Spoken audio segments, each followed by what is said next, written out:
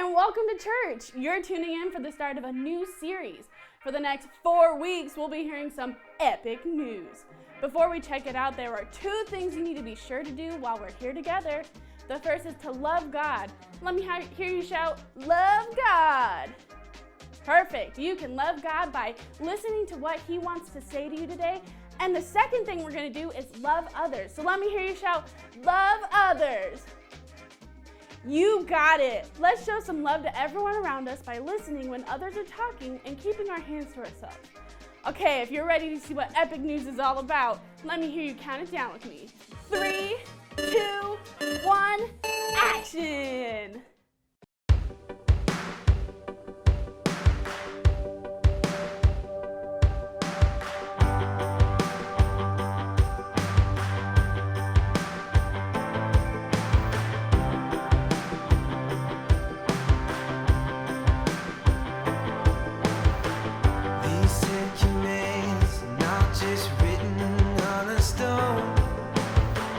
These words are written on my heart.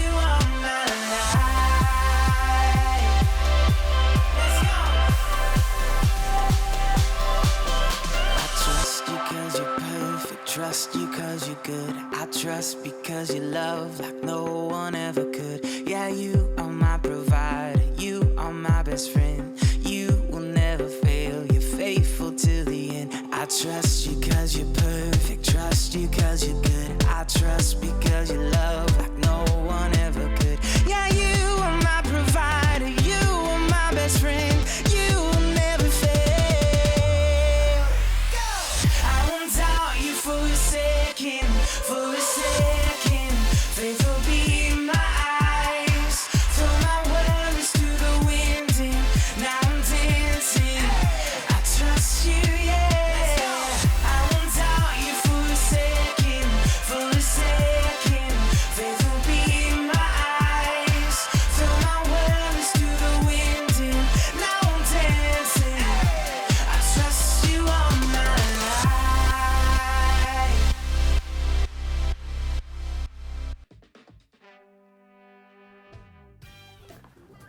What is up, everybody? It is Kyle here, and today we are going to be hearing about the impossible and how something that seems impossible might actually be possible. Are you guys following me at all? I am the anchorman Brett. Welcome. I will be bringing you the epic news story of the day. In the meantime, back to you, Kyle. Hey, thank you, Brett. When I think of things that seem impossible, I think about the dilemma that I am dealing with this week. Have you ever needed a ride somewhere important, like a birthday party or the last day of school, only to find out that your family's car wasn't working? Well, that's what I'm dealing with.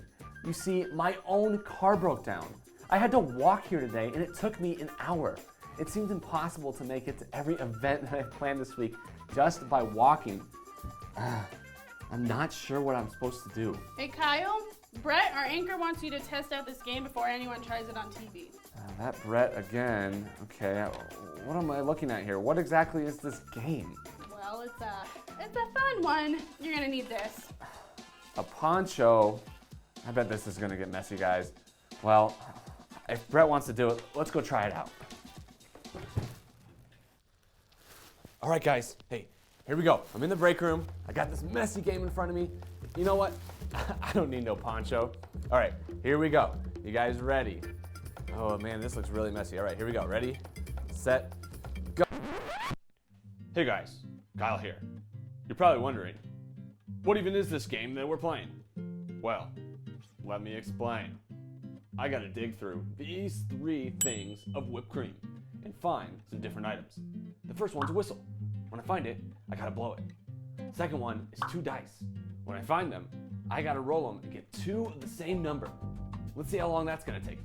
The third one, there's some blocks in there. So when I find those blocks, I gotta stack them. All right, got it? Good. Oh, okay. This one, oh, it's so cold. Oh, I gotta find the whistle. Is that it? Oh, there it is. Is that the? Okay, there it is. I gotta blow it. I don't think this thing's working, guys. All right, there you go. There you go. All right. Second one. Here we go. Oh man, it's so cold. All right. I don't know why Brett's doing this to me. All right, I have to find this one. Oh, the dice. Okay. Is that even a dice there? There it is. Okay. All right, here we go. Second one. Okay, there's the second one. Now I gotta roll doubles. Here we go. Gotta roll doubles. Here we go. 1. Oh, look at that. Can you see that? 1 and 1. First try. Let's go. All right, here we go. Last one. All right, I gotta find the blocks. These are a little bit bigger, a little bit easier. Oh, my hands are freezing though. Here we go. All right, here's a block. How many do I got in here? I got 4. Okay, is that 4? Is that all of them? I gotta stack them up. Go. 1, 2, 3.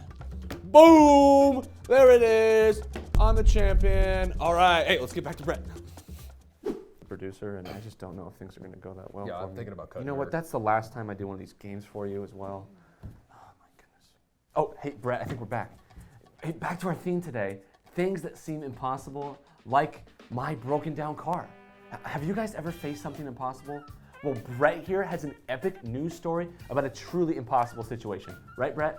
Wow, you walked 3 miles to get here from work today? That's such a long walk. Why didn't you just have your family take you? Well, Brett, like I was saying during the commercial break, we only have 1 car right now. You have any other ideas? That stinks. You could call a friend. Wow, Brett, I didn't think about that. Maybe I could have called you.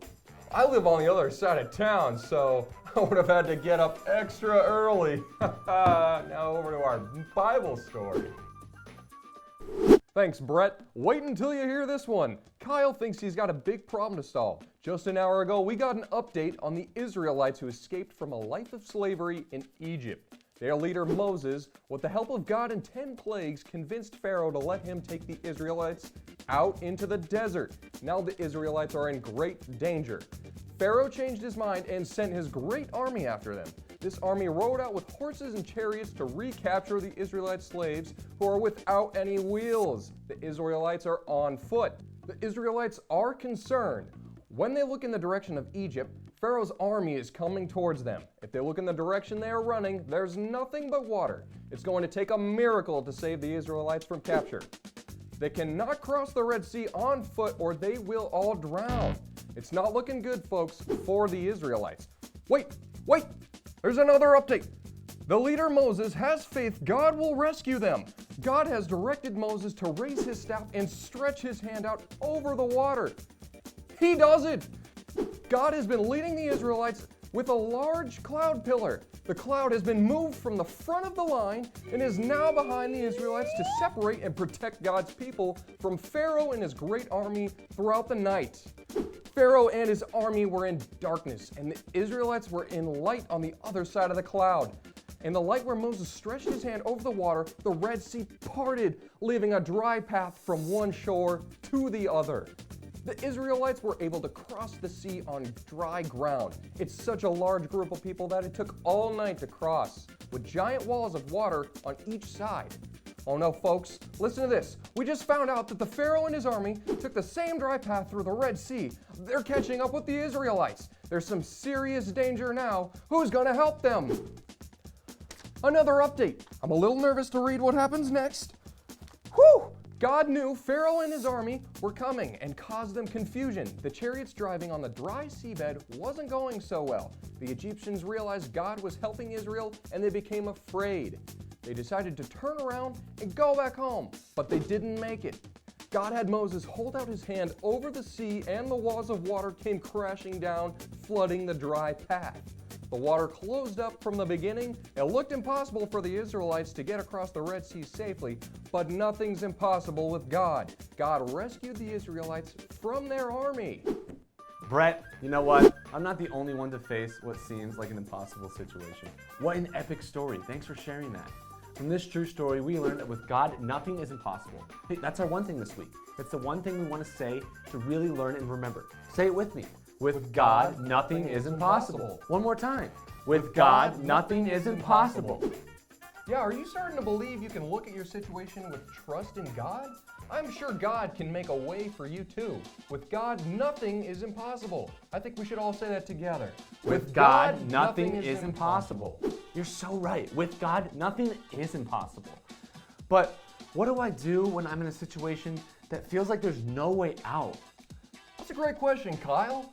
When it feels like there's no way past the impossible circumstances, we have to trust God can take care of us. We don't have to be afraid. In our Bible story, the Israelites were afraid, but Moses had faith that God would help them. He knew that with God, nothing is impossible. So I need to have faith that God will help me get to the places I need, even though my car is broken down? That's right. When you feel afraid because something impossible gets in the way, we can always pray and ask God to help us trust Him. That is such a good idea, Brett. You know, if God can be part of the Red Sea, He surely can help me find a way to get to where I need to go. I already have a few ideas. I could ride my bike or take the bus, or I could ask someone, maybe other than you, Brett, for a ride.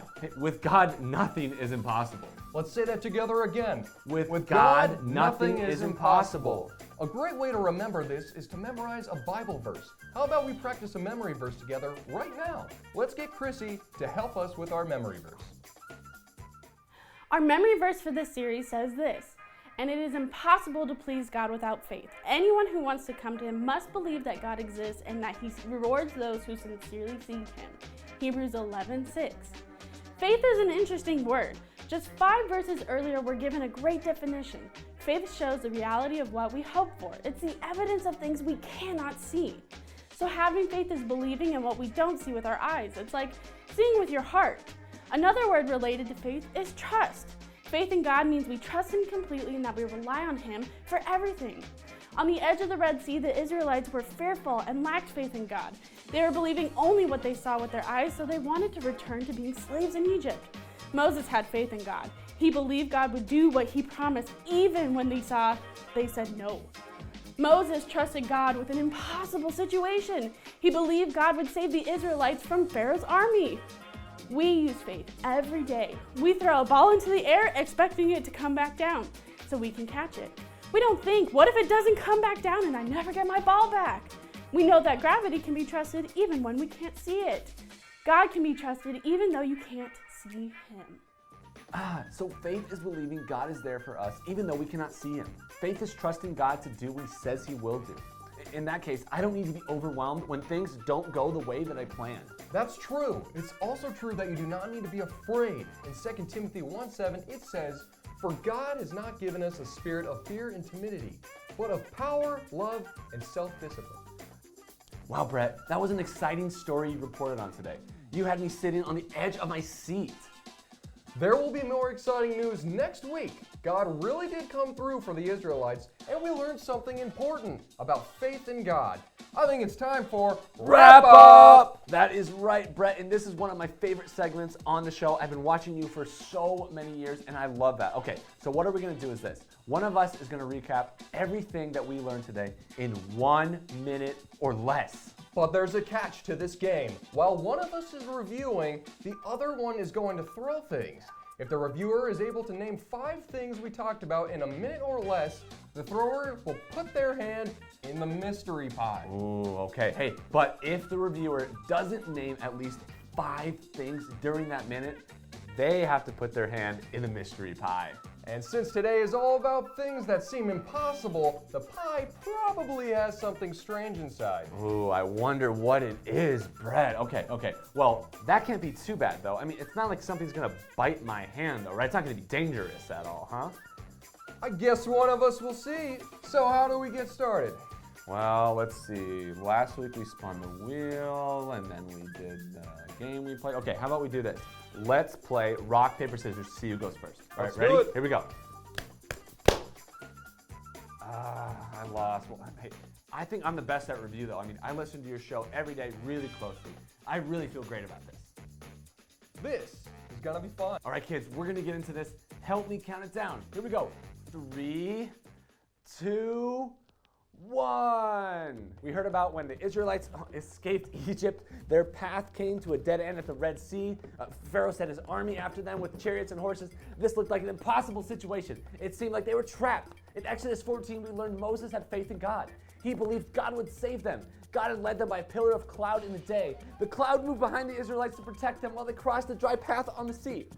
Moses did it God directed, raised his staff and had his hand out over the water. The water opened up and there was a dry path for the Israelites to cross the Red Sea. Pharaoh's army followed God but confused them. They became afraid and wanted to go back. Moses held his hand out over the water again and the water closed up. Pharaoh's army washed away in the rushing water and the Israelites were saved. How was that? How was that, Brett? Did I miss anything? I'm impressed, kid. I thought it was gonna be impossible. Well, with God, nothing is impossible. Let's say our one thing together with the kids. With God, nothing is impossible. Well, you got 5 review items. That's right, Brett. You know what that means, kids? That means Brett is the one that's gonna put his hand in the mystery pie. I can't wait to see what it is. Oh, this is gross. Just kidding. Brett, are you okay there? What's going on? Well, it seems that I found a lion. Huh, hey, maybe that's got something to do with the Bible story next week, huh? I guess you'll just have to find out next week. Wow, kids, I had such an awesome time learning about God and how with him, nothing is impossible. And you know what? God lives in my heart, but maybe you're out there and you haven't made Jesus the leader of your life. You know, when you make Jesus the leader of your life, he comes into your heart and he lives inside of you. And you get to walk with him each and every day. Well, we're gonna play a video right now that explains more about how you can do that. Let's take a look. God loves us so much and created each one of us in his image. He sees us as his children and wants to have a relationship with us. He wants to be your friend. There is a catch though. We have all sinned and done bad things in our life, no matter who we are. Sin takes us away from God and won't allow us to get close to Him. The awesome thing about God, however, is that He loves us so much, He sent His Son Jesus to die on the cross and come back to life so that we can have direct access to Him. He wants us to get closer to Him and to make Him the leader of our lives. Just remember A, B, C. A. Admit. Admit what you have done wrong and tell God you don't want to sin anymore. B. Believe. Believe that God sent Jesus down to earth to take the punishment for your sin. Trust that He wants what is best for your life and that He has a plan for you. C. Confess. Confess to others that Jesus is the leader of your life. God wants to be your friend. He wants you in His life and to help you. Choose to make Him the leader of your life and He will walk with you. You know, kids, making Jesus the leader of your life is the most important decision that you can make in your entire life. So maybe you're out there and you're thinking about making that prayer. Maybe you can find somebody at home or around you that can pray with you. But if you don't, I want to pray with you right now about how you can do that. So let's bow our heads and close our eyes. Dear God, thank you so much.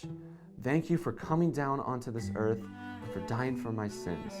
Thank you for resurrecting and for being the leader of my life.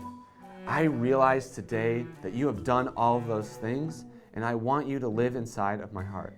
So I am making that statement today that I want you to be the leader of my life. Amen. And just like that, our time for today is up. But don't you worry, there's lots more fun to be had next weekend. Stay tuned for another epic story. See you next time!